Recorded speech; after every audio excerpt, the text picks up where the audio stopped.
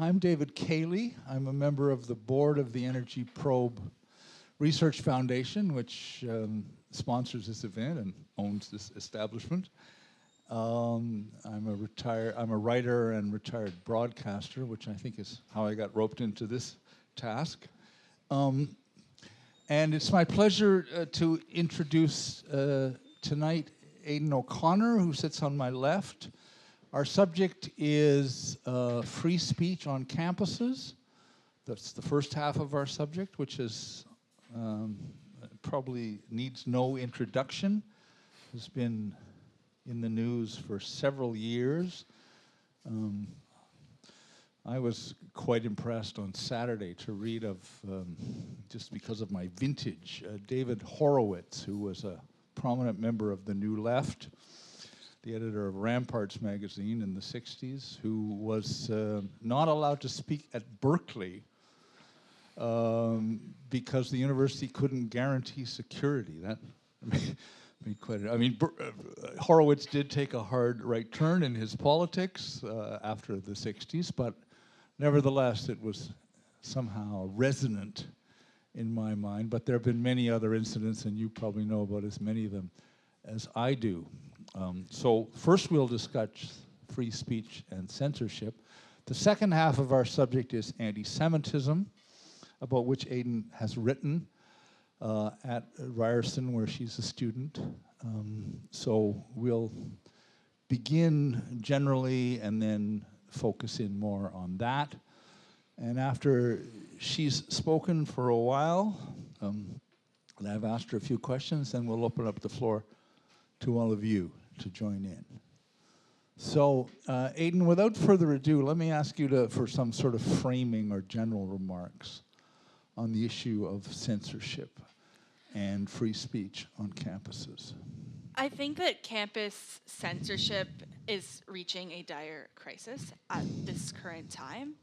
I see there being one ideology present on campus, and anyone who deviates from that ideology faces both social repercussions, fear of academic penalties, and the repercussions are almost too great for even someone who has already formed opinions to speak out. But for the average student who comes to university to learn and to broaden their mind, they cannot have their mind broadened when only one perspective is being shown. And on campuses, typically the perspective is not only left-wing, but almost regressive left-wing. And it almost, I would even call it, at this point, almost a Marxist ideology that dominates campus conversation, student government, and yes, even the classrooms. I know that Ryerson, we've had some pretty horrific examples. There have been other schools, but Ryerson, I believe, was actually the worst. We got, I think, Fs in all of, maybe one D- in campus freedoms. I know that some... From whom? I think there's like a freedom report that's given to each university, and Ryerson, I believe, was the worst in Canada. But that doesn't mean that the other schools were better. Ryerson got Fs, most schools got Cs and Ds. We should be getting As in this because university should be the crux of learning. I think that this problem started stemming from the fields being dominated by a left-wing ideology. And because they were so dominated, most people on the right fear speaking out. I look at Professor Jordan Peterson from U of T, and yeah, you guys are all big fans. Here, give him a round of applause, guys. And he has decided to not use made-up pronouns such as she, her, and he is facing severe repercussions. I know that he got a grant taken away or not renewed. This year, he has had rallies that have turned into riots against him to ask him to be fired. He was supposed to speak at McMaster University a couple weeks back, but he was interrupted by protesters who shut the event down. And for the other professors, they are all left-wing, and they seep their biases. Even in sciences, you'll hear the often remark of how horrible Trump is, which honestly makes no sense. We're in Canada. We shouldn't, like, this isn't relevant to us. I remember once I had a prof in a chemistry class who started going on and on about how global warming was the worst thing to happen to mankind. Oh, and Stephen Harper was responsible for all of it. Vote Trudeau 2015. And this was a chemistry class. I am in sciences, but from what I have heard, my friends in the humanities and social sciences have it far worse. And students are often afraid to speak their mind on subjects for fears of grade reprisals. And only one perspective is explored, so students cannot fully formulate their opinion if they can only see one side of an issue. I know that some of the other worst cases that have happened at Ryerson, where there is a pro-life club, and we have some members here representing them tonight. Give them a hand, guys. So they're a pro-life club at Ryerson, and what they do is they show the negative effects of abortion. And they had an event that brought in women who had undergone abortion and regretted it. And the women were talking, there was a man too, so people who had either undergone abortions themselves or had family members that have undergone abortions. And they were talking about the negative effects that it had on them. And this event was stormed not only by students, but by paid Ryerson student union employees on their time that the students were paying their fees to pay for these employees to go to storm the event, to crash it, not just to peacefully protest, but to shut the event down. They violently threw out all the flyers, took the signs temporarily, threw out the foods, who'd upended a table, started screaming at the guests they had brought in.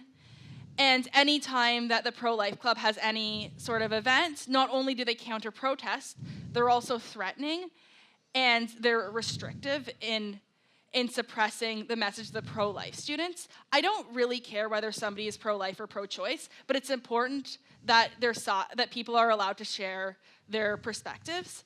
And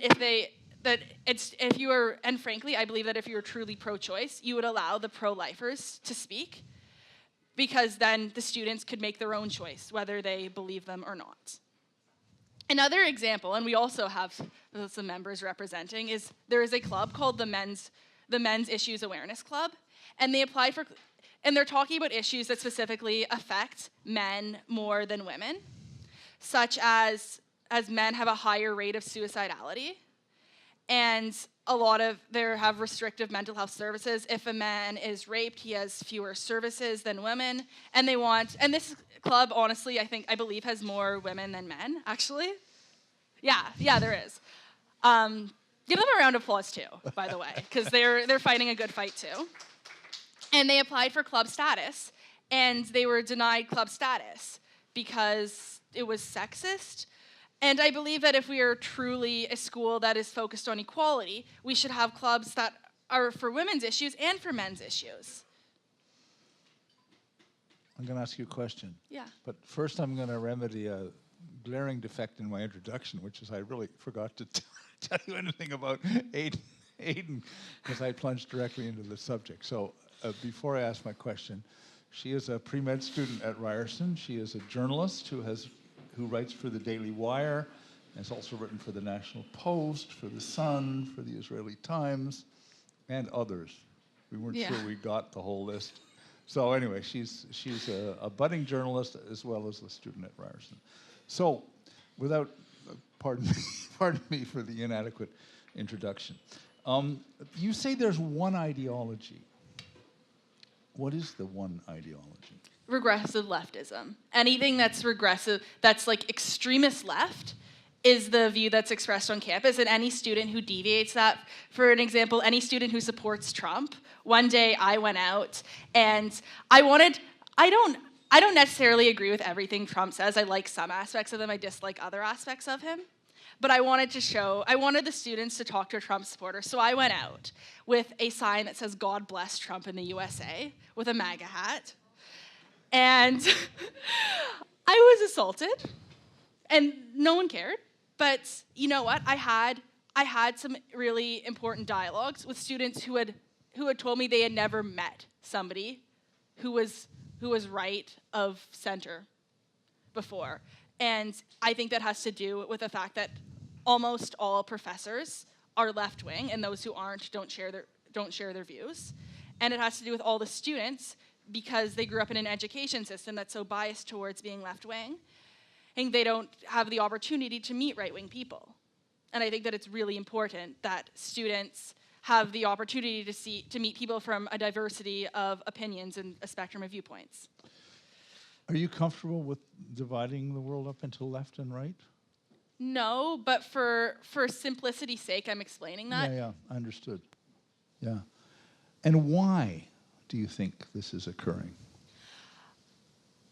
I have a theory. I'm not sure if this is the exact reason, but I believe that parents, especially of my generation, were so focused on sheltering their children. I noticed playgrounds were getting safer. Kids were being taught less. There was censorship on TV.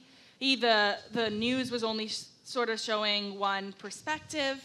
And I think that parents were so concerned with coddling their children and never letting their children experience anything that upset them, that when university students who have been coddled find anything that upsets them, and they're usually, when people are young, they're often naive, so they're more likely to be left-wing, they react very aggressively. They react they're basically infants. They act like infants when they by the ways that they protest. And because of that, right-wing students are, and not right-wing, but students who deviate from the campus mainstream viewpoints. For argument's sake, I'll call it right-wing. But I think that when that happens, the students who are on the mainstream react in such a way that the students on the right wing are scared to espouse their views. And I think that sort of creates a climate where if more and more people are afraid, then nobody will ever speak out. But conversely, if somebody starts to speak out, I was the first person to speak out, now there are more people speaking out. And there will be more people speaking out. You mentioned Jordan Peterson facing penalties, disadvantages as a result of his stand. Are there other instances at Ryerson? I am not aware of any professors who have been penalized. Or even students, I mean. I know that a lot of my friends tell me that and nobody has ever personally faced a penalty other than social, but I know that students tell me that they are afraid to write, like for an opinion essay, they're afraid to write their actual opinions. For an example, I have a friend who wrote an essay. The essay topic choice was, would Donald Trump or Hillary Clinton be a better president? And she believed that Donald Trump would be a better president, but was scared to write that because she was afraid that she would have been given a lower grade. If the students have been brought up, have been coddled, and are expressing a kind of infantilism, how do you explain the professors?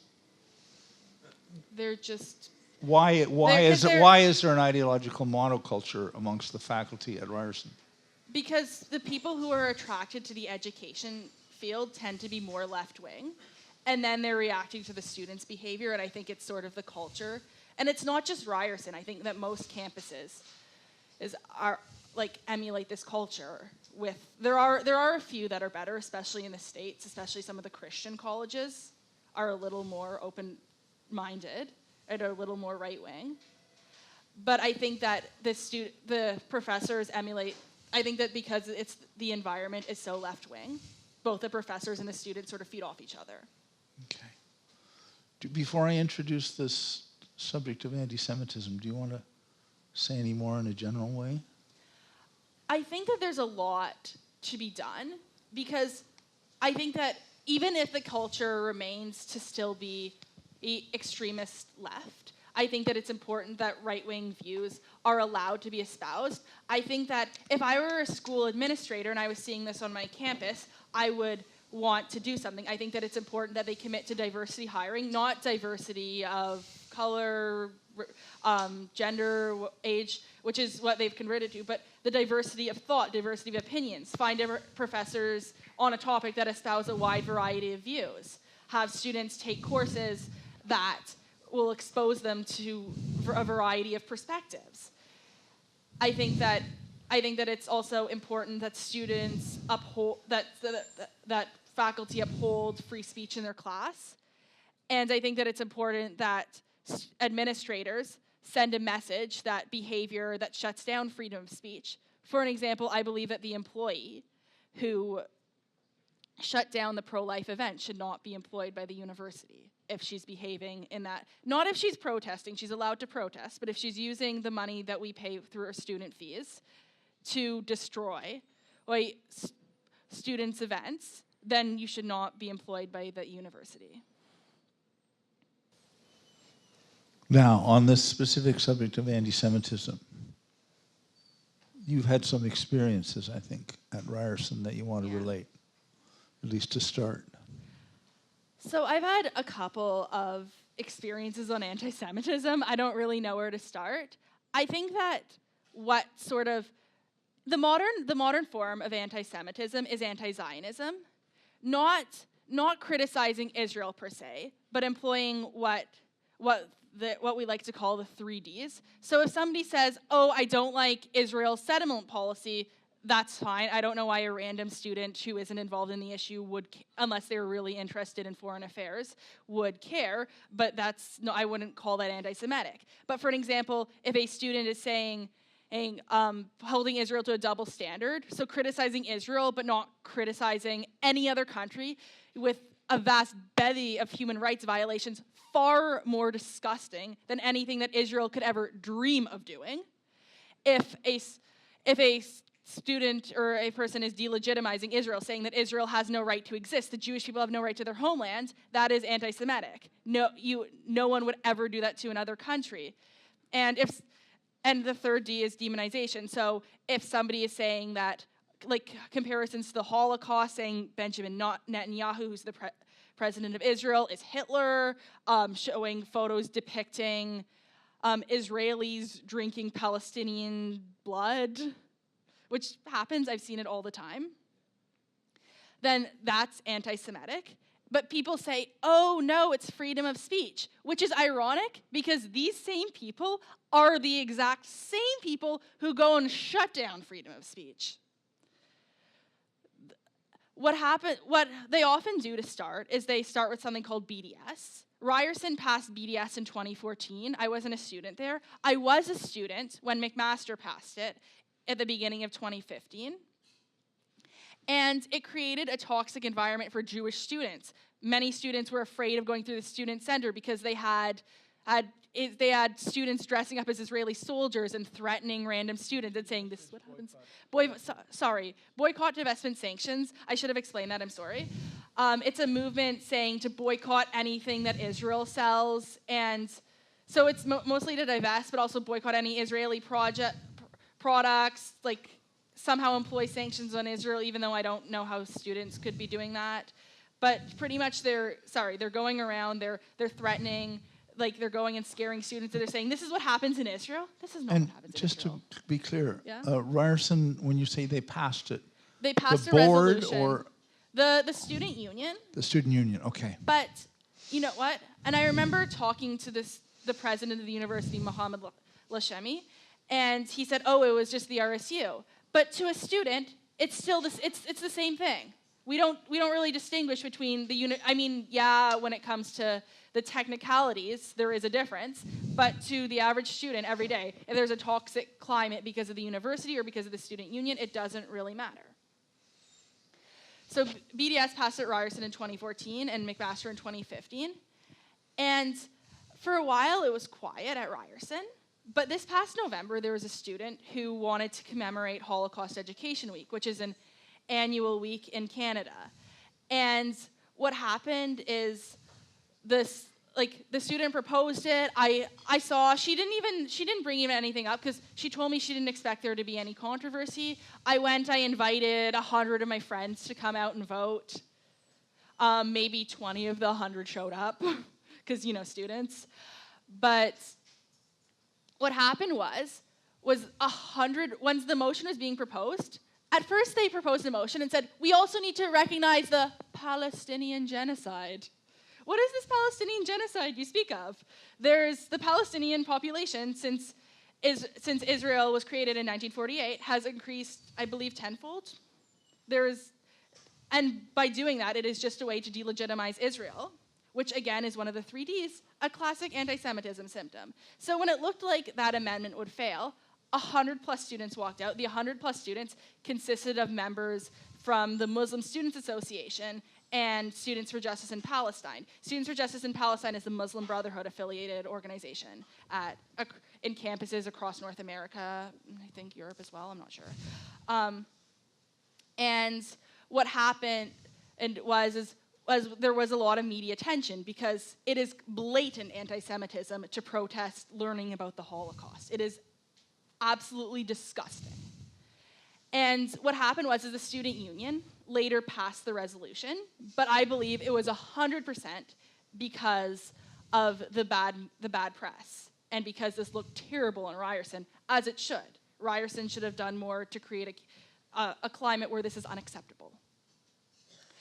But what happened, so I remember a kid told me that the person who started the walkout was the student union president. So I wanted to investigate a little more, but then like all the other Jewish groups were stressed out and they didn't want to deal with it anymore. So I respected, even though I was suspicious, I respected their wishes. I understand what it's like to be burnt out, even though I don't really let that happen. But I respected, I don't listen to that anymore. I did a little more digging. I also got an article, I spent like hours finding the Toronto Star, which I believe is the most widely circulated paper in Canada. And I found the most sympathetic reporter who referred me to someone else, and I got this huge article in the Toronto Star, or Toronto Sun, a couple other papers. And then the next day, I wake up, and there is an article about me in the Daily Stormer, which is the world's biggest neo-Nazi website, written by the creator of the Daily Stormer. And they said some pretty, I don't want to get graphic, but they said some pretty horrific things about me as a Jew. And I was pretty scared, but I refused to give up my resolve. I refused to stand down because some horrific Nazis were trying to intimidate me. And later, although I did sort of give up the fight on figuring out whether the student union president was involved for a while, just because the other Jewish students were burnt out, and I wanted to respect them. Although, a month later, I did do some more digging, and I think I got it published in a paper, a couple in Israeli papers. And then a couple months later, other student union execs released some pictures, and it turns out the student union president was who instigated the walkout. And I started this campaign to get him to resign, because if you get 100+ students to walk out to protest Holocaust education, this guy, by the way, is awful. He called Israel and the United States baby killers. He supports Hamas. This is the student union president. We pay, out of our student union fees, we pay him $42,000 a year, which is absolutely absurd. You serious? Yep. And he's a student. He's a student, but we pay him because he's the student union president. Okay. I filed a human rights complaint against him with the school. Hopefully he'll be sanctioned. But because I guess the other student, and I frankly, I don't really like criticizing other Jewish student groups, but I think that I was alone in fighting this guy, and I shouldn't have been alone. I mean, on campus, I had groups outside of campus helping me, but as students on the ground, I was alone in this. And I don't think, this isn't controversial. We shouldn't be working with people who get 100+ people to walk out to protest Holocaust education. But later, and then after, when I was in the middle of dealing with that, I see this article that there is a TA who is an imam at a nearby mosque, a mosque that's about a block away from my house, who said to slay all the Jews and to purify their filth from Al-Aqsa Mosque, which is built upon Temple Mount, which is the holiest site in Judaism. And this is an employee of Ryerson University. This is someone because when I had gone to the president of the university before, he said he couldn't fire the student union president because different unions or whatever. But this is someone who was in his power to fire. I met with him. I created a campaign. My friend and I called my buddy in LA to help me, and he helped design a poster. We plastered them around the school. And I remember going, and I was plastering them around the school, and Ryerson security came up to me and said, "You can't poster these. These are too controversial." And I said, "Excuse me, you have a TA who is calling for my genocide. I am allowed to expose this." I got it in a couple of papers, and a couple days later, the guy was fired.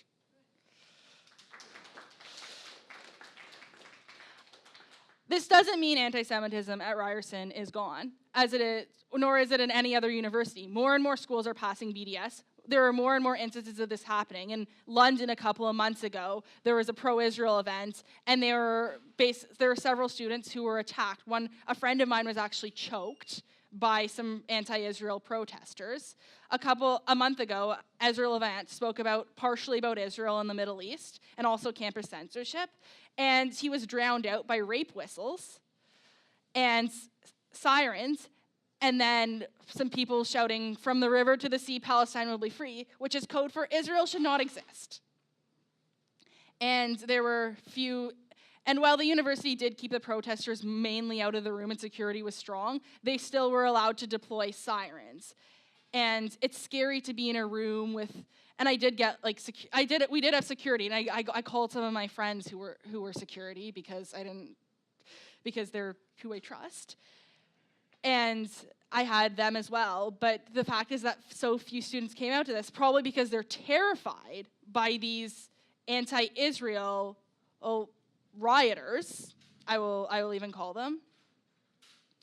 And that should not be acceptable on campus. Even if somebody is, and there were people who weren't pro-Israel in the room who came to ask dissenting questions, and I respected their presence, and I were glad they were there. We shut down their arguments, but at least we were exposed to their opinion, and I think that that's the most important thing. And we disproved them. They were we proved that they were. Yeah, we didn't shut them down. I'm sorry. Yeah, we sort of disproved their arguments because they're fallacious. And this is a pervasive problem, and I'm not sure if there are easy solutions other than the administrations need to take some accountability, because Ryerson is quickly heading in the way towards Berkeley. It's quickly heading in the way towards Europe in terms of anti-Semitism. I've heard things from a lot of people that say that we have not been, that universities are as bad a climate as Germany was in the early 30s. This isn't me saying this is what I've heard other people saying. Do you want to open? I think my mic is, thank you. Do you want to open up the floor here and sure. see what people have to say and ask you? Yeah? Sure, I'd love to, Yeah, okay. Why don't we do that? Wait, sorry. So everyone, before, just state your name before anything. And if you're a student, state that too. If you want to state anything else, state that.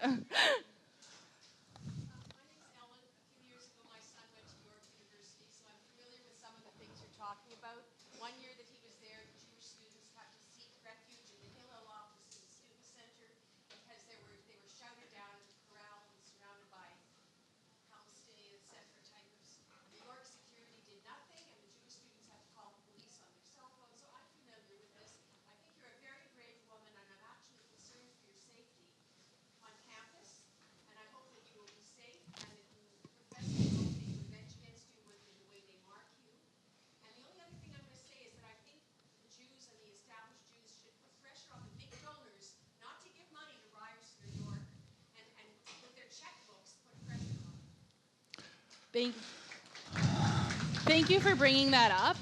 I personally have, when all the stuff was going on at Ryerson, there were some alumni who wrote some vicious letters. I did try and figure out if they were donors. I'm not really sure. I would actually urge you, if you are a community member and you are hearing about this stuff at Ryerson, that students may not feel comfortable. Students might not know who the donors are. And even if we do, who, like a 20-year-old student probably does not feel comfortable contacting an older donor who is wealthy. So I think that that's something that community members should be facilitating. And I would, if you are concerned, I would encourage you to do that. York is also a hotbed of anti-Semitism. From what I know, Ryerson and York have sort of switched places, but neither place is good.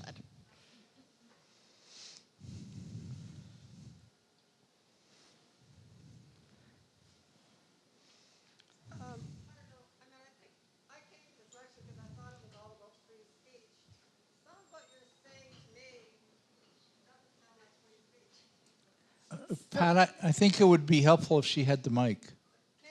Many people have very different opinions of Israel than you do. And I've been at many protests where many Jewish people have not so nice opinions of Israel either. Yeah. So you have to be open to everything. And I don't think the Jewish community should be saying, let's try and put pressure on universities by not funding them or controlling what's being said by using money to have influence. I mean, anybody should be able to say whatever they want at university. People can disagree, they can protest, they can do whatever, but people should be able to say whatever they want. I agree with you personally. Sorry. But you sound like you're like that person who got dismissed or something. I mean, I don't think anybody should be dismissed from a university for what they're saying. Okay. First of all, I want to thank you for sharing your opinion, because I recognize that this crowd, it might be an unpopular opinion, and I know how hard it is to share unpopular opinions. And I disagree with you. If a guy is saying, I don't like Jews, first of all, that is his prerogative. He is welcome to say that, and he should not be prosecuted by law. This guy was calling for the death of Jews.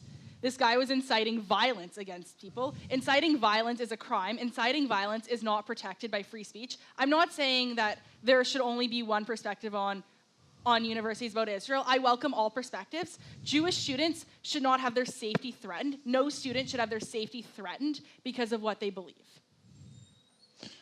Do you want to ask follow-up questions? Well, yeah, I thought you tried to make a distinction in your introductory remarks between what is legitimate opinion and what is anti-Semitism. I also think it's important that if someone per se is anti-Semitic, they shouldn't be, like that anti-Semitism is still protected by free speech, but that doesn't mean universities should employ, or universities should sort of, like, yeah, you can be anti-Semitic, but I think it's important that we need to distinguish between what is, not even what is hate speech, but what is incitement to violence and what is just an opinion. Here's somebody here. Michael, the microphone's behind you. Thank you. Can you hear me? I'm not a student at Ryerson. I used to go to York. You presented, both of you, an interesting perspective. And you presented an interesting perspective, cases and this about censorship and a lack or a suppression of free speech and possibly ways of dealing with it. And I want to ask you a devil's question. 10, 15, 20 years from now, if you do not succeed, where do you see this is going for our society? This has nothing to do with Israel. This has nothing to do with Palestinians. I'm asking a question about mono-thinking on campus, whether it's climate change or energy or hydro rates or whatever it is. That's what I would like to know. Where do you see it's going 15 years from now? I see it spreading beyond campus.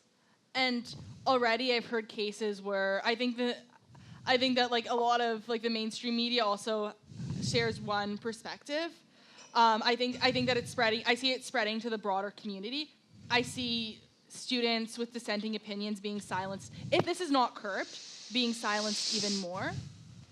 I see that it's not a pretty sight.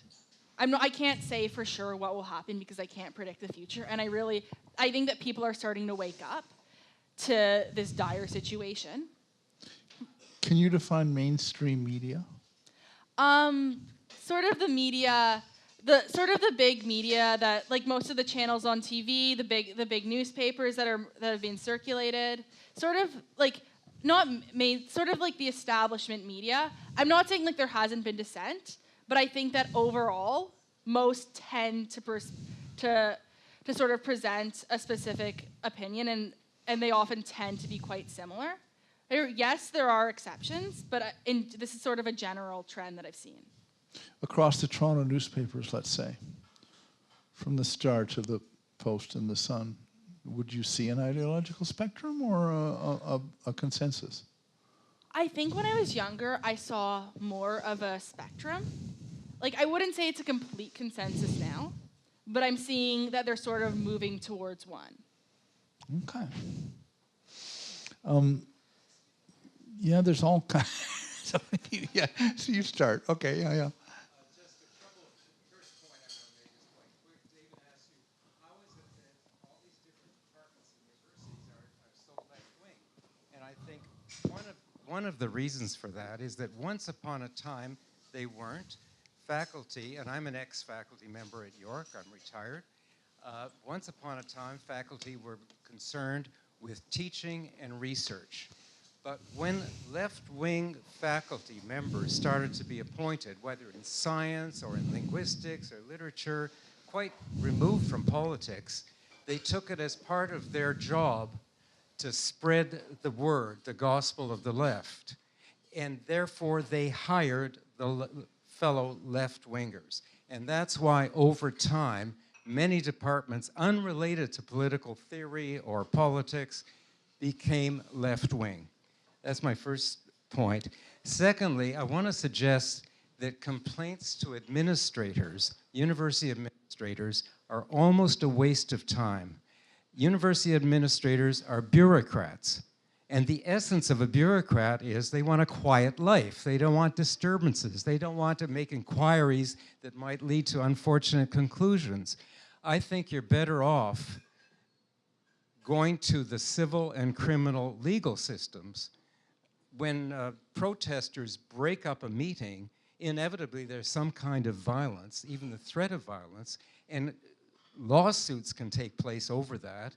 And justices of the peace can be asked to swear out charges against people who do that, and that might make those who are engaged in the protesting, most of whom I suspect are not really the semi-professionals that lead the protests. A lot of them want to go on and become lawyers and doctors and lots of good things, and this is being young, they're protesting. That might put the fear of something in them when they suddenly find themselves faced with lawyers and police and charges. I want to thank you for sharing that suggestion. I do agree with you that it's sort of a snowball effect. What started with a couple faculty snowballed into more. And I agree with that. My sort of strategy has been go to the media and then make a complaint. So this is already embarrassing to the administration. And I remember once there weren't any news sources that wanted to take the story. This was about the student union president instigating the Holocaust walkout. So I wrote my own story and got it published in the Sun. And sort of my own strategy is take it to the media first. If they're not taking it, then write my own story. And I have considered doing legal recourse, but I gotta also say, I am a student first and foremost, as well as an activist and a journalist. And I don't know, I know that it's costly and it's time consuming, and I'm not sure if I have the resources.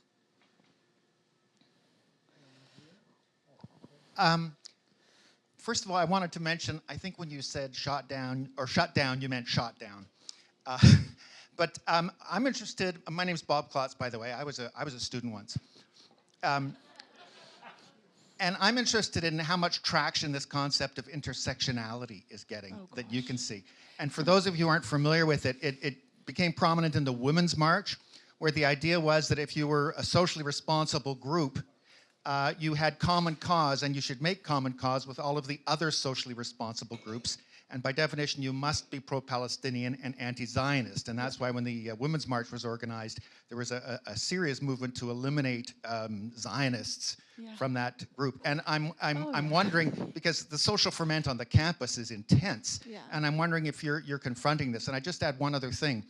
The problem with this intersectionality is it pushes Zionist students to the conservative side. They can't have engagement in liberal causes or social causes, because those are dominated by people who, because of this intersectionality, have become anti-Zionist. So I'm interested in whether you're confronting that, whether you see that, and what the effect is on students and on their I guess, their politics or their spirit. Yeah, so it has a really big effect. I just want to say, though, I think that intersectionality became prominent among adults when the Women's March happened. But to students, we have been battling this for years. We have like the LGBTQ plus students aligned with the Palestinian Club, even though in the Gaza Strip gays would be hanging from buildings. We have the Black Students Union aligned with the Muslim Students Association, even though in a lot of Muslim countries, unfortunately, there are still black slaves. So intersectionality, I frankly see as silly and ridiculous, but it is real. It is a pervasive effect on students. It does marginalize Zionist students. And I mean, I haven't been confronted with this because I'm not fond of any of the left's causes, although I would say that I'm a socially responsible student. But I think that the left's causes often started out noble, but have gone to extremes that get violent and that I can no longer support. Like, take Black Lives Matter, for an instance. It's one thing to say I support or I stand against police brutality. It's another thing to incite violence against cops. But I think that there are a lot of Jewish students who are having to choose between being a quote-unquote social justice warrior and being a Zionist. And I don't think they should make that choice. Israel is the most liberal nation, one of the most liberal nations in the world. Israel is the most gay-friendly nation in the Middle East. Israel is one of the most diverse countries in the world. And I don't see, like, if you were, say, a black person, you would be treated much better in Israel than anywhere else in the Middle East. And Muslim women have more rights in Israel than in any other Arab or Muslim country. So when I see Israel being the enemy of the intersectionality movement and all the social justice causes, to me, it doesn't say that we're the problem. It doesn't cause this dichotomy to me. It's a false dichotomy. It just exposes how silly and regressive the left's movements are. Okay, yeah, hi, yeah, it works. Okay, my name's Kelly. I am a student at Ryerson. I'm in nursing, and you'd think that'd be pretty safe from the stuff, but it's still pervasive. And as you've mentioned, many professors don't allow another point of view. And if they do bring it up, they malign it, they mock it. Mm-hmm. So you don't want to be associated with it by nature because everybody else has that ideology. And I don't know if all of you have heard, but recently in the Toronto Sun, there was a newspaper article about a professor at Ryerson called Kelly Train, who basically told all her students to write from a certain perspective. Only the feminist perspective would be allowed. Government statistics were not allowed because they were, racist, etc. I did have her as a student, and I just find it amazing how we have professors earning over $100,000 just to use the classroom as a pulpit for their beliefs. Mm-hmm. And they don't allow any other beliefs to come into the classroom. In fact, in her course syllabus, she says any ableist, classist remarks will not be allowed in my class. Basically, anything that disagrees with her. Sure, I can read that to you, actually. Okay. So in her course syllabus, she says, comments that are sexist, racist, homo, bi, or transphobic, classist, and or ableist will be critically analyzed and challenged through class discussion. This basically is a clause here saying that if I disagree with you, you're not allowed to say anything in class, because you can categorize anything I say as ableist and whatever, right? So this just sets up a negative environment from the start. And I guess my question to you is, if the administration doesn't do anything about these types of people making money just from being demagogues, essentially, they're not teaching, they're indoctrinating. Mm-hmm.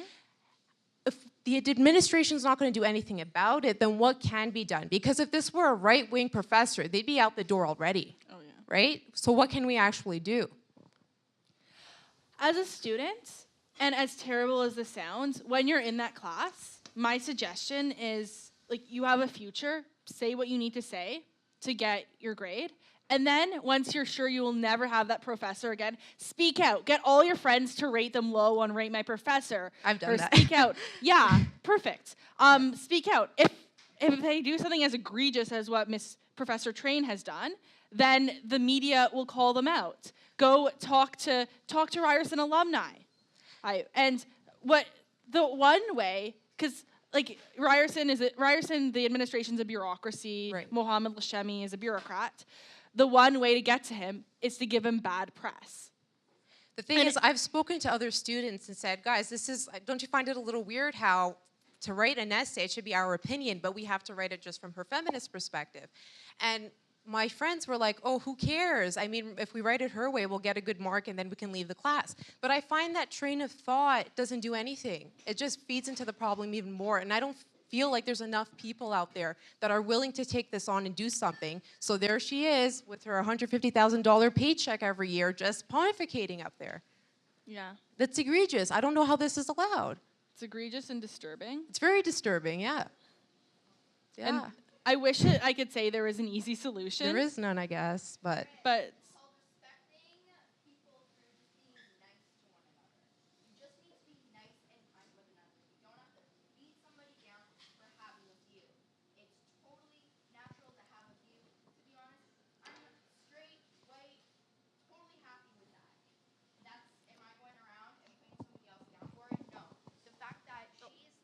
the fact that this professor is taking away freedom of speech right there is going with what you're saying 100%.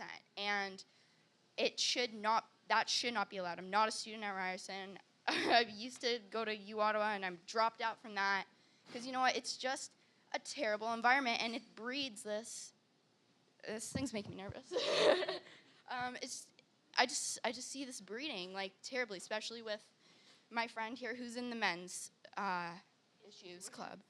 Oh my God, like you're allowed to support things if people are being beaten down. Like why can't people just have the general respect for everybody else? It's just respect, be nice. If it's not harming you, it's okay. If it's harming, there's crime, violence, like you're allowed to protest, don't hurt people. I mean, I know it's a statement, but I'm sorry. But give her a round of applause. Thank guys. you. Sorry. Do you want?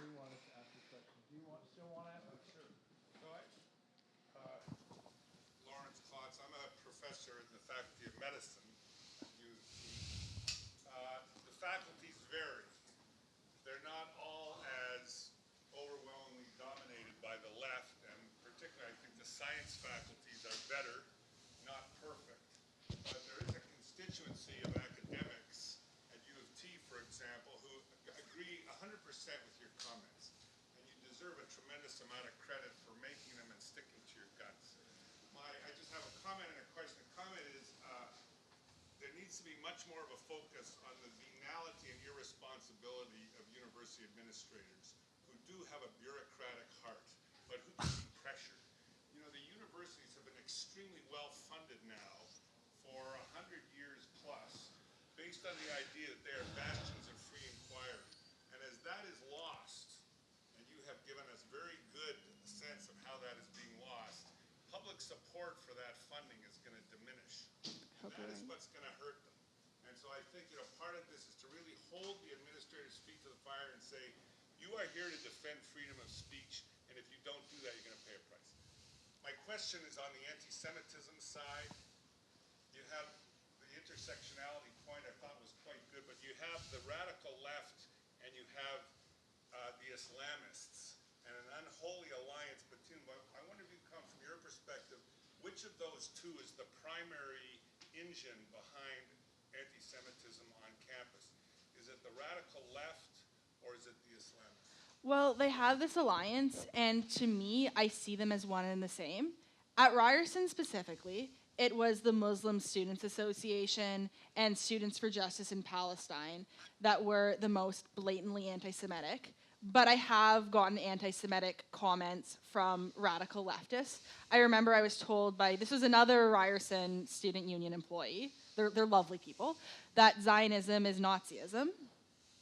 And when I argued with them, and she said, "Oh, no, I didn't mean that. I meant that it was not Judaism." And I said, "Well, who are you? Are you Jewish?" "Well, no, but..." And I was completely disgusted when I heard that. I've heard comments of the liking from the radical leftists, from the feminists, the radical LGBTQ+, the radical Black Lives Matter people. And I look at these people, and of course, this is not an alliance that would ever happen in the real world. And in Gaza, their views are so fundamentally different. But to me, I see it as hating Western culture and hating morality in a sense. And to me, they all blur into one and the same. There was somebody over here who wanted to ask. No? Okay, then this gentleman is next here, and then over here. Hi, I'm Cole. I'm a student Okay. at the University of Waterloo, and I just have a comment about something that you said. I am not nearly as optimistic as you are about the public's opinion of these things. Growing up in grade 10, our civics curriculum consisted of the teachers telling us that conservatives hate change and liberals like it.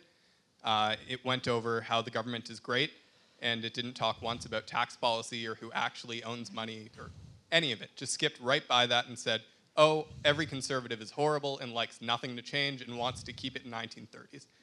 And from that, and from most of the rest of the school curriculum, you see that most students come up fully ready to embrace the leftism that's taught to them at universities. And that when they get there, it becomes pretty easy to motivate them and mobilize them for the left. There is no real question aside from, I guess, hate speech. Does it exist? That was a separate question.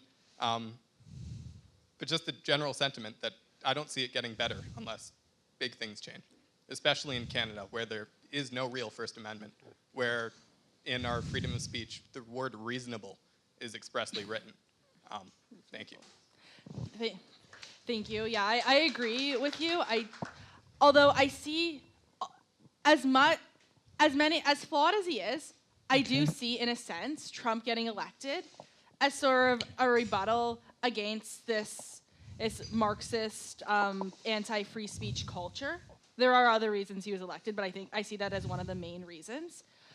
So I am hopeful, at least in the States. In Canada, yeah, we need to change. And I am grateful you brought up the civics. I remember in my civics, this is when we were in 10th grade. And we then, grades do not matter when you're in 10th grade. You go argue with the teachers. Every single class I had in high school that wasn't science, because there's the top 6 are the ones that get submitted to university. So I didn't really care how I did in the social sciences classes. I just sit there and argue with my teachers the entire time. And you know what? Most students, and usually I lose the arguments because I was, 15, and the teachers were teachers and were educated in these subjects. But you know what? I remember in a private parent-teacher interviews, it was one of the teachers told me that there were actually a fair number of students who secretly agreed with me and were educated by that. So I think that the onus is on high school students, and parents, the onus is on you. You don't have to be a liberal, you don't need to be a conservative, but you need to teach your kids a range of views. My parents met in Ontario Young Liberals and still managed to produce me. So, you can educate your kids. I'm not saying you need to have a conservative kid. You need to have a kid. You need to educate your kids to think critically. You need to teach them that, yes, that there is indoctrination in schools, and they need to anything that's sort of very one-sided like that should be challenged. Even if you personally agree with something and you find it one-sided, challenge it. Show the other perspective, and let students, and then when they go to university, if they have a strong foundation of critical thinking, they will be less likely to buy into the Marxist propaganda. This gentleman here has been waiting. Have you got him? Oh, I guess you get to ask the question if you've managed to get hold of the microphone. So that's actually the secret. I don't have any power. Okay. Hi, I'm Tracy, and I'm also at Ryerson for nursing. And just to get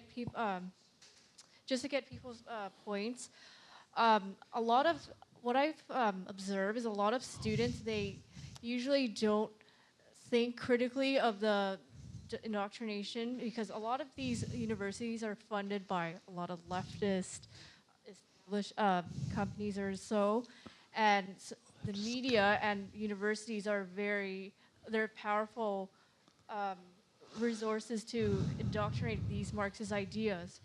And a lot of these students, because the teachers have the power to fail them, and if they disagree, they can fail a class or have other repercussions. So they buy the status quo, and they don't say anything, or they just don't care because they're more worried about how many likes they get on Instagram than about thinking of what's wrong with the system and critically think. So there's that part. I agree with you. And I think that also the onus is on the parents, frankly, to educate your kids. Because as much as you think that your kids are their own being, they are. But the way that you raise your kids shapes them. I was raised to question everything, and to be not to be an activist per se, but to challenge, to think critically. And a lot of say my friends, and I have friends from the whole spectrum, have been raised to do similarly. And yeah, of course, you can think about likes on Instagram or whatever, but I think that that's important for adults, because you are the ones who are raising the youngest generation, to encourage us to think critically. My name's Frank. Aedan, first of all, I think you're a very brave person. It takes a lot of guts to do what you do and to stand up to people, often in a physically threatening situation. I wanted to maybe give a little bit of a different perspective away from the school and onto social media, and talk a little bit about things that I believe in. First of all, I work very hard for Harper, but I do consider myself a liberal and non-religious Jew. And so I've got a set of labels that aren't this polarized thing you see online mostly. I think as hard as it is for you to stand up, imagine what it would be like for a Muslim person who doesn't buy into a lot of this, and who is totally frightened about exposing themselves. And these people do exist. There are people in Canada who are Muslim reformers, who are also very brave, and they're standing up for what they believe. They support Israel. They're actually Zionists, many of them, all over the world. So I think that this monolith and this polarization of Muslims on one side, Jews on the other side, right versus left, Orthodox versus non-Orthodox, are not really helping the situation. Another idea, so the first idea I have is really, for the community at large, is consider that Muslims are not a monolith, and they're worth engaging with, because some of them are reformers, and instead of us just, say, being Islamophobic and resigning ourselves to problems, it's possible for Islam to go through the same kind of reformation that other religions went through. The second idea is, as a Jew, in daily life and on social media, I do talk about Israel openly, and I do talk about Zionism, and I really think that it's part of my identity, and my non-Jewish friends appreciate it. And I think that's something we can do, and really speak in support of Israel and engage with people, because some of them are open to different ideas and helping and forming their own opinions, and they're not radicalized in the sense of the situation that you have on campus. Yeah. So there are Muslims out there who are supporters of Israel, free thinkers, and if you see a Jewish person making disgusting remarks about Muslims in general, and I've actually seen this thousands of times on social media, then I think we should challenge it. And that's just my personal opinion. Thank you. I agree with you 100%. This gent here. Wait, can I? Okay, you go. Yeah. Sorry. So I agree with you 100%, and I think it's worth mentioning that some of the people that were most supportive to me after I was written up on the Daily Stormer and after a couple of other anti-Semitic things that happened were actually Muslim students. There's one guy who's in the student union, and he's Muslim, and he's probably the most pro-Israel person in the student union. They're one of my good friends. She's in New York. She's a huge Muslim Zionist. There is the full, just like there are Jews who are the full spectrum of Zionist, even to anti-Zionist, there are Muslims that are the full spectrum. And while I would think it's completely inappropriate to treat Jews as a monolith, Muslims should not be treated as a monolith either. And I think it's honestly disgusting when people say, "Oh, no Muslims belong in Canada" or something like that. And we do, I think that we can have Islamophobia, so fear of the extreme elements, recognize that there is an extreme element, while also recognizing that Muslims also face discrimination, and that should not be tolerated either. Well, firstly, I just want to, thank you for your activism on campus, and it takes bravery. I just want to disagree with you on one thing that you said, which was that students who are, to the right of the spectrum should sort of keep to themselves in class and, only afterwards class, maybe rate their teachers badly or something like that. I think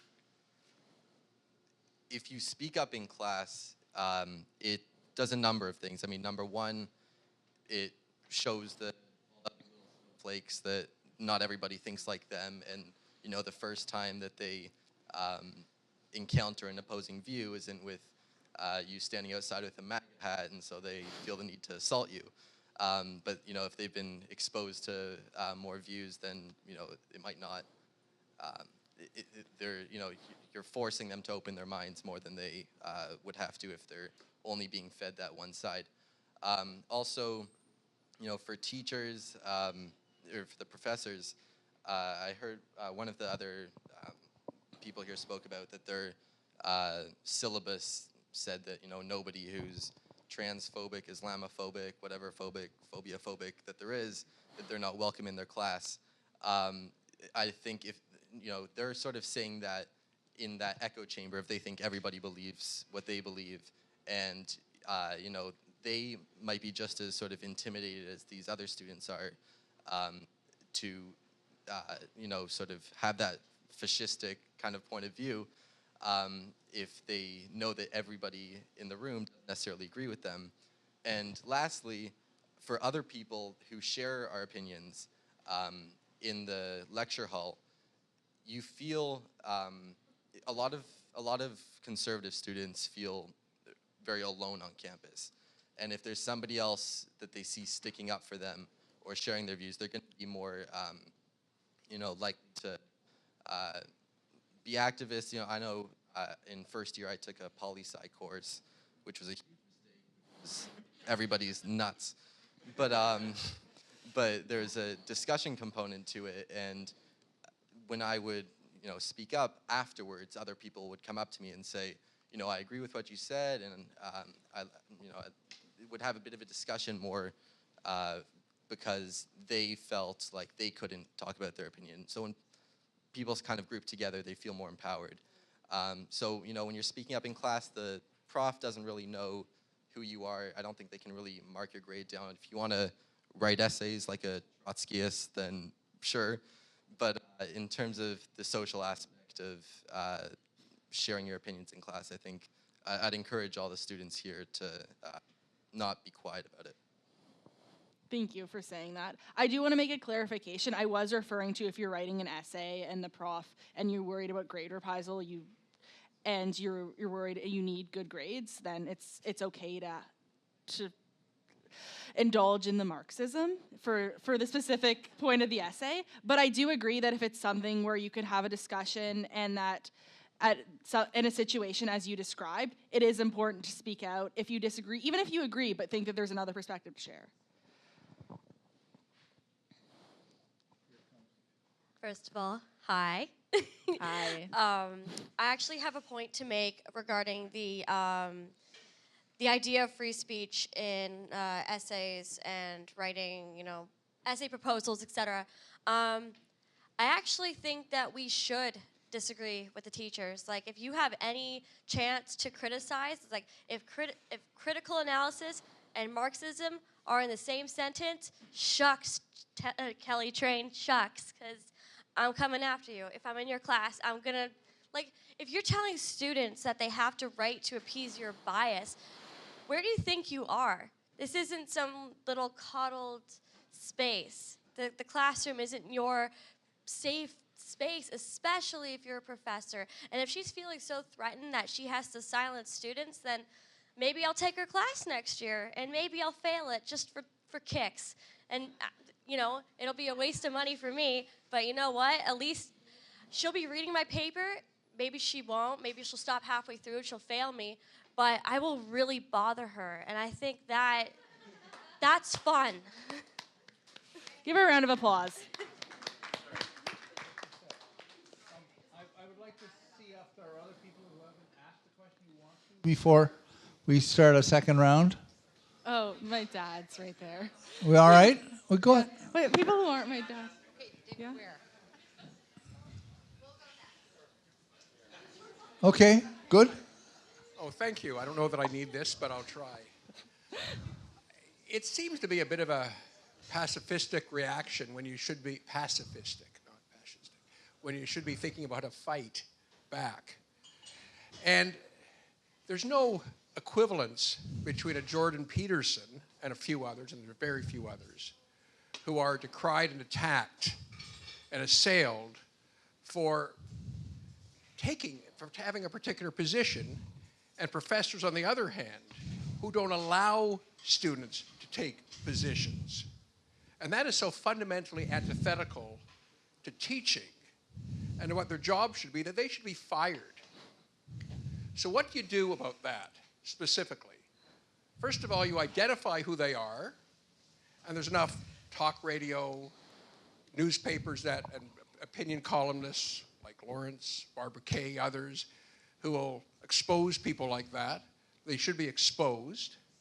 And then donors should defund university administrations, publicly defund university administrations that aren't prepared to fire professors that suppress freedom of speech. And there's a reasonable prospect that the faculty or that the administration would be successful in arbitration because it is so fundamentally antithetical to their role. So that's how I deal with it. Let's give him a round of applause, guys.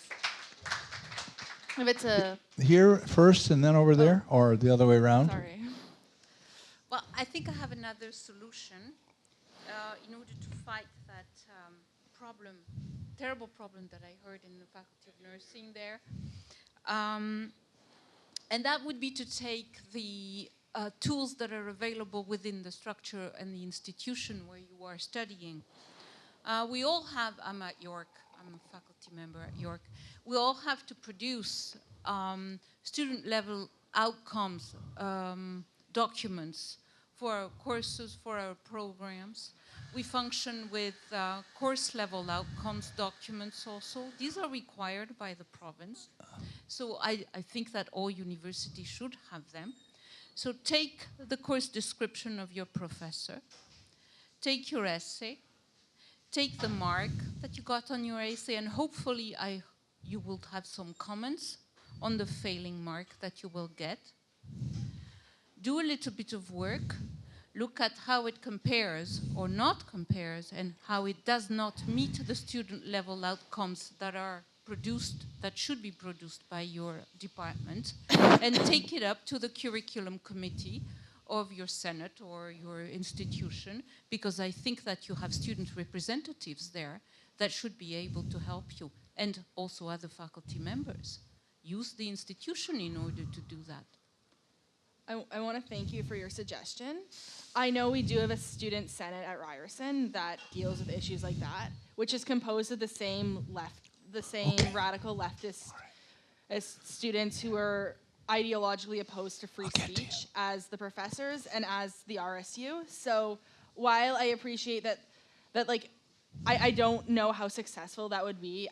I'm going to say at Ryerson specifically, I can't speak on other schools.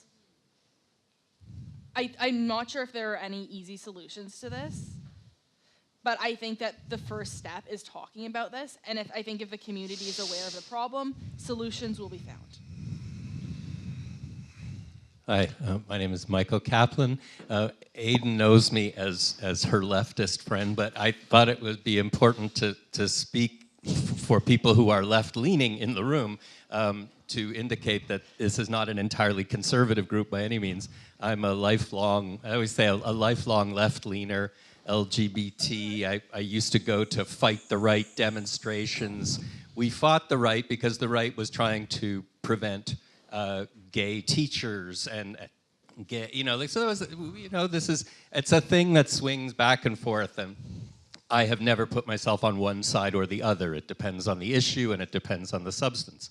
But the thing that I find so disturbing about what's happening right now in terms of free speech as it relates to anti-Semitism is that there is in the world, and I know certain people won't agree with this, but I know many of you will, there is in the world the quote-unquote pro-Palestinian narrative, which I personally don't believe is actually a pro-Palestinian narrative, but it's the narrative that says that Israel is, on the one extreme, a Zionist or a Nazi apartheid state, and on the other extreme is yes, it's okay if Israel exists, but they have to do this, and they have to stop doing that, and they have to get out of this part, and they have to, it's kind of telling Israel what to do. Well, I've become extremely Zionist in the last little while. I was never anti-Israel, but I'm become extremely Zionist. And what I've seen on the left that disturbs me so profoundly among friends, among colleagues, people who marched beside me in demos against the right, is this almost wholesale swallowing of this quote-unquote, I say again, pro-Palestinian narrative that paints Israel as the villain in the situation. And the problem with the attacks on free speech that are happening now is that because this narrative is becoming so common, Obama is supporting it, the Democrats more and more in the states are going in that direction. The whole left is going that way, while the right is now the one that's standing up for Israel. It's the only thing I agree with Donald Trump's administration. Pretty much the only thing I agree with them about is their position on Israel. Same thing with Harper. I loathe the man, but he was right about Israel. And to stifle free speech now, when the two sides are being pulled in these almost ridiculously opposed ways, is even more dangerous than in the past, I think, because we don't get the nuance, and never mind nuance, we don't get the truth of what I have come to learn the Israeli story actually is, and the way that it's been historically spun into what can only, from my point of view now, be called the next big lie. I mean, a bigger lie than Hitler's big lie.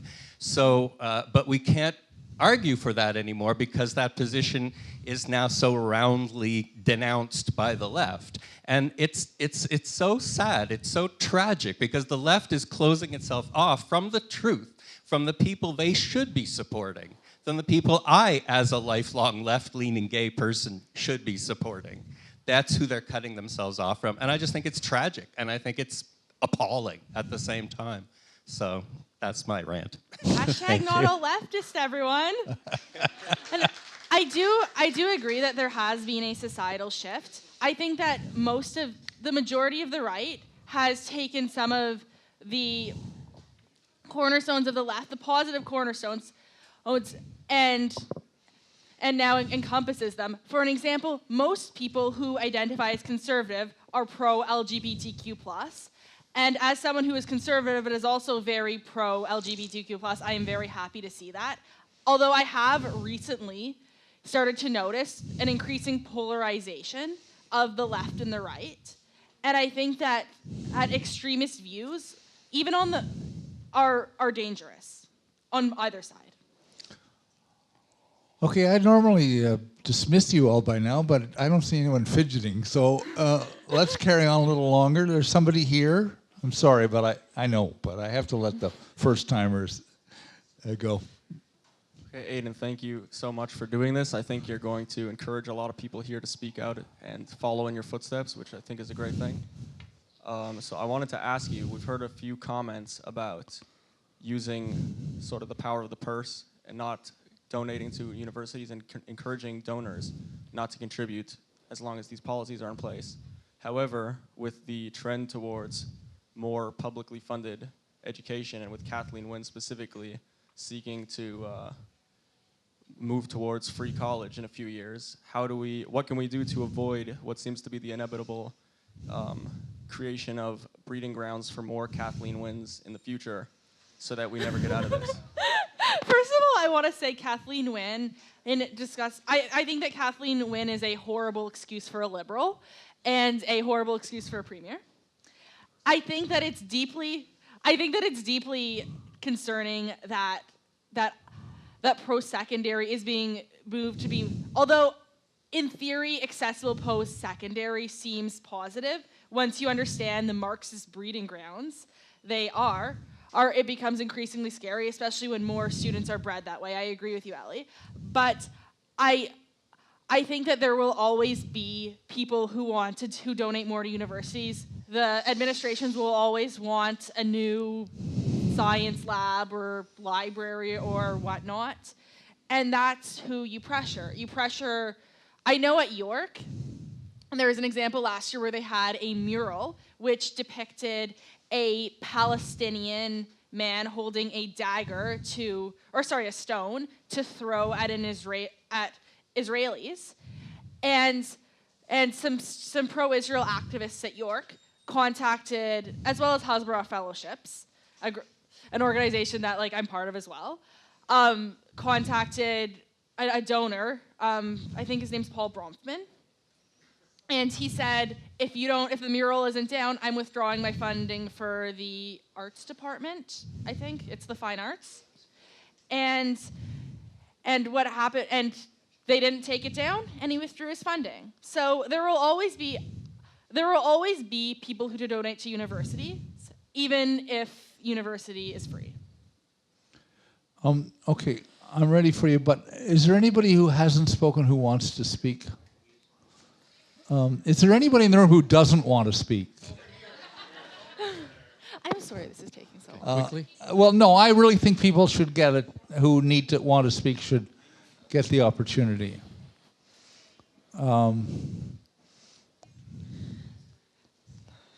Thank you. I'll just wait. I'm a librarian at U of T, and I have a couple of comments to make. One of them is about names, about labels.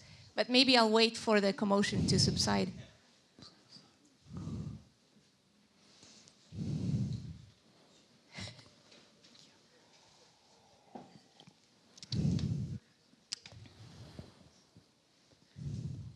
All right, following this ringing endorsement, what I'm about to say, I'm going to launch right in. Yes, exactly. I like that. It's a blanket protest.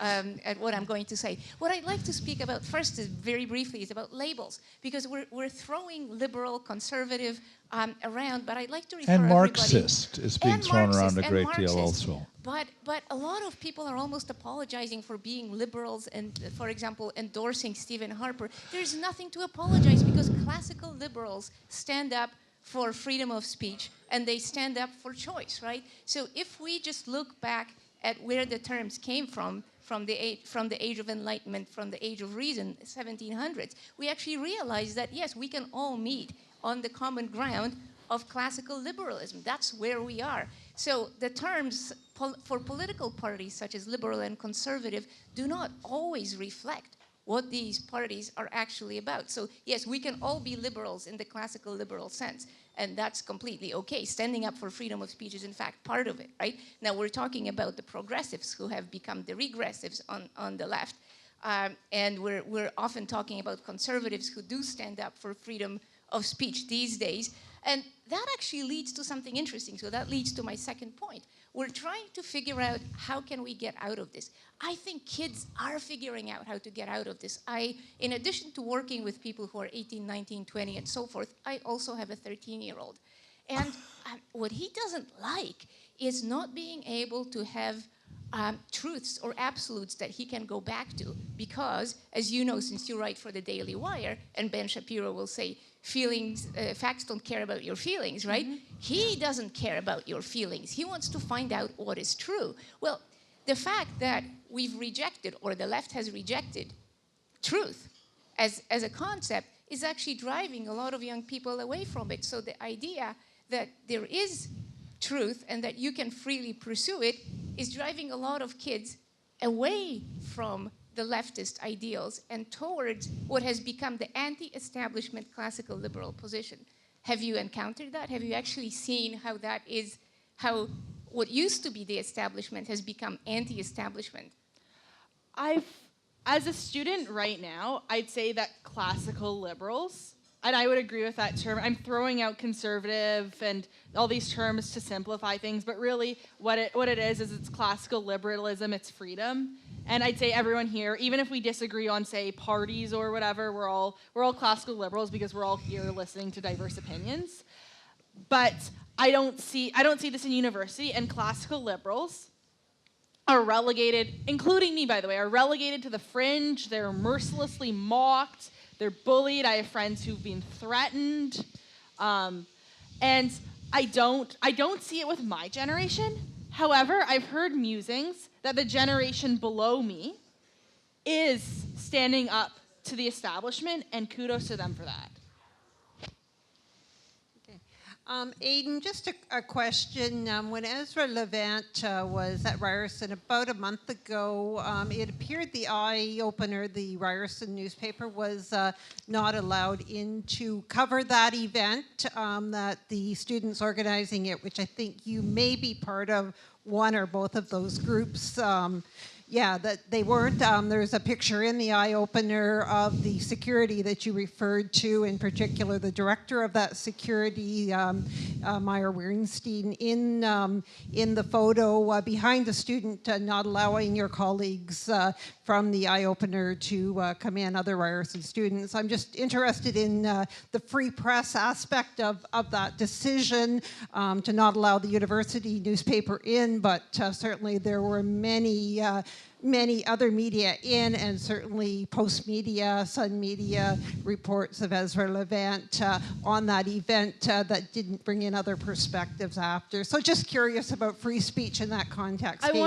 want to thank you for bringing that up, because there has been a lot of confusion around that specific incident.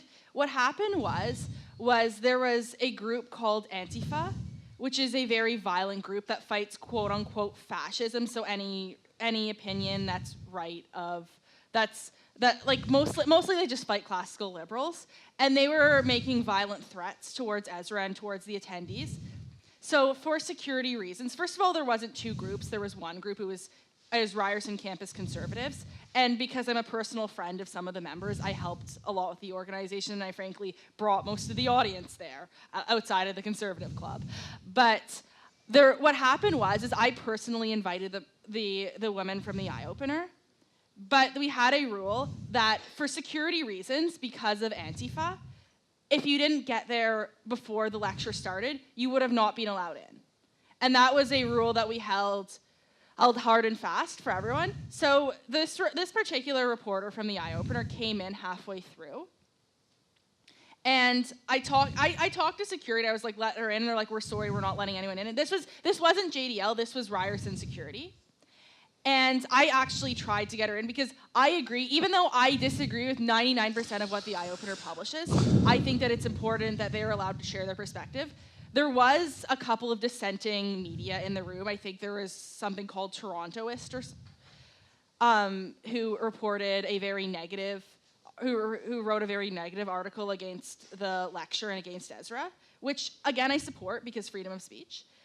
But the reason that this woman was not allowed in was because of the security concerns, not because it wasn't. But we had one conservative member who said, "You're not going in because I don't like you," and he was just being facetious. But she took it literally. And even though I tried to explain afterwards, and I do not stand by that comment. I think it was appalling. I apologized on his behalf because it was a nasty comment to make. But it was security concerns. and that comment did not help things. Okay. This gentleman here wanted to speak, and I think we're going to have to end fairly soon. There's a couple of people who want to make... Hi, everyone, and thank you for organizing this. It's a really great event. So my name is Priyank Desai. I'm a political science undergrad student at York University. Also a director at Students in Support of Free Speech at York U. I guess you guys might know about Students in Support of Free Speech at UFT, but we've now actually branched out. We have a York University chapter, and we have some more coming up, at Ryerson and around the GTA and across the country. And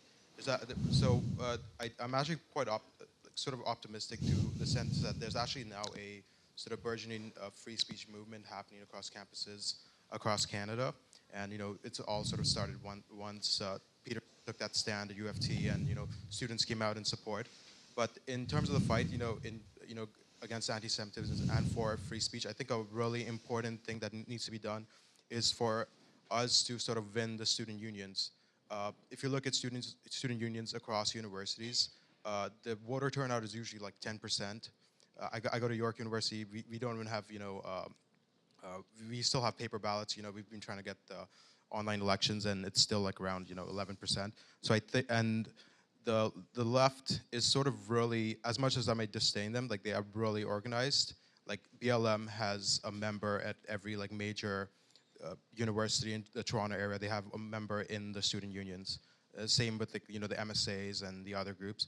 And I mean, like Hasbro and Hillel are really active on campuses during student unions, but the same level of organization is not there, and that's, I do think, something that really needs to be done. And we, considering only 10% of students are voting, they're still at 90% of students to work with. And so my question is, what can we do to sort of, what's the best steps to be taken to maybe one day take over student unions? I think that we need to be, and what I've seen at York and Ryerson as well, is creating an alternate slate, infiltrating that slate. Even if we only have 1 or 2 members on that slate, we still will have our opinions heard, campaigning, doing a better job than they do, finding things that appeal to students, because frankly, their platforms are usually terrible, or they're not feasible. But appealing to as many students as you can, trying to infiltrate student governments, and maybe like I know that with Hasbara and Hillel, we're trying to do that, and we're getting there. I wouldn't say we're so far successful yet, but Ryerson does have a Jewish VP this year coming, so and he's like pro-Israel, which is positive. And then one of my favorite VP is very pro-Israel, and he's Muslim. So like we can infiltrate it. We do need to do some strategies, and I think that we also need to work with professionals to understand politics better to help us do this. And it will take some catching up, but I have faith in us. Okay, I think we're near the end here. Do you want to make another remark? Oh, somebody else? Okay, I'm sorry. Go ahead. Yeah, you go ahead then. Sorry. I've actually been listening to this since I came, and my feeling is that what's going around in all of these universities is some kind of elaborate play acting. And I was just thinking of the guy who organized in the 60s or 70s Students for Democratic Society, which was a hugely left-wing organization with violence and every bad thing you can imagine. Does anyone know what his profession is right now? Anyone? Does anybody, your question? My question is, does anyone know who this hugely radical 60s person is doing as a profession right now? No, he's actually a banker for Goldman Sachs. And I'm trying to think of his name, and I don't know his name, but he was the founder of it. Sorry? Sure, Student for a Democratic Society. But I think you're probably thinking of Jerry Rubin. But it doesn't. No. Okay. No, but somebody along those lines. But anyway, your question? My point, no. My question or your is, my question and my point is, I just wonder if we go back to students that were engaged in this kind of thing, say 10 years, say 20 years, and we look at their trajectories and what happened to them once they got out into the real world. Did they put away this play acting stuff and cut their hair and put on a suit and become a contributing member of society, or did they continue on in these disruptive activities? I wonder if anybody actually followed some of these people. Just curious. There.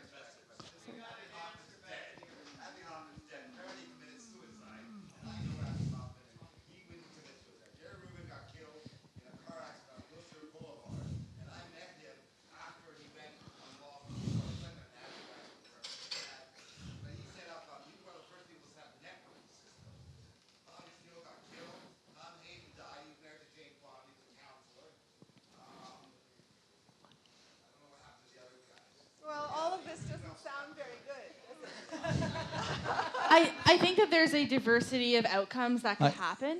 Yeah. I think that Yeah. there are a lot of people who become perma students. They work in student unions till they're 50 and do PhDs, but there are some people who become progressive members of society. I'm not sure if this is true, but I heard that my father was a Marxist, or not a Marxist, a communist in university. Is this true? Or a liberal? You're a liberal in university, and now you're a conservative lawyer. So people do change, people do mature and evolve in their views. And I think that there are a lot of students who grow out of it because it is a childish phase. And university students, well, they are adults, they're young adults, and our prefrontal cortex, which is our reasoning skills and our ability to foresee consequences, aren't fully developed until we're 25. So as that, I could see sort of opinions shifting as risk assessment develops. Go ahead. Sorry. Well, thank you for giving me the mic the second time. You're I appreciate welcome. it. It will not be a political speech, except one, a very brief one. I asked you at the beginning of the question period, where does it lead if you don't succeed? Everybody here, I think, has this concern. That's why we're here. And frankly, you did not give me a good answer. And I will share it with you simply because I spent the first 17 years of my life in the Soviet Union when it was still glorious and strong and right and moral, and we all know how it ended. So I've heard several accents here in the audience. I think anybody who had lived in East Germany, China, Romania, Poland, you name it, Cuba today, I just came back from Cuba. The fight is very serious. It's not about Israel. Israel is, as much as you would like to care about it, and so do I, it happens to be a marginal issue. The real issue, if you suppress the free speech, there will be no democracy here. Mm-hmm. There will be nothing to read in the papers because they will all say the same things. I've lived with it, and I'm worried as I see forward what may, I hope not, but what may happen to Canada if people like you don't speak up, if people like the gentleman that say, it is a fight. It will not disappear by itself. Thank you for saying that. It's hard for me to imagine because even though Canada has its flaws, it's hard to, like growing up in a free society, I can't imagine the unspeakable horrors of living in a communist country. But I do see, and I have seen some trends creeping in. I saw of several cases where people have either been imprisoned or temporarily institutionalized for tweets, a couple against the government and a couple that were Islamophobic, which were inappropriate tweets, but should not lead to being imprisoned. I do have those worries. But again, as a student who grew up in a free and liberal society, it is so terrifying and so difficult to imagine. But thank you for sharing that with us, and I think it's a great stark reminder that we cannot go down this road. All right, I think we're going to try and wrap up here. Is there anybody else who wants to speak? All right, last one.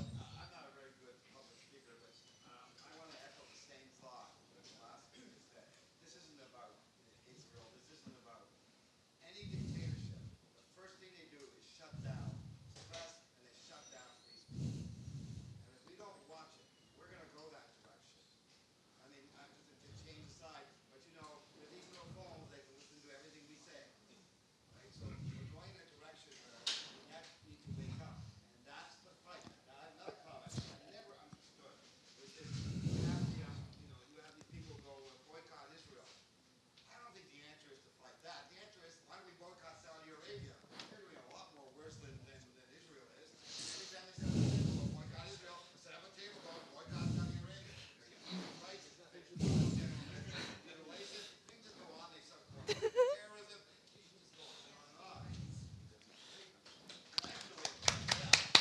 Aedan, would you like a last word before we close out? I mean, people are welcome to stay, but Yeah. if we close out the formal part of the evening? I think that I want to thank everyone for coming out tonight. I think we've had some really insightful discussions, and I think everyone, including me, has learned a lot from each other. And I'm really glad that we had these discussions. And I think that now you guys are more aware of the situation on university campuses, and hopefully we all now can act. Thank you for coming out, everyone. Thank you.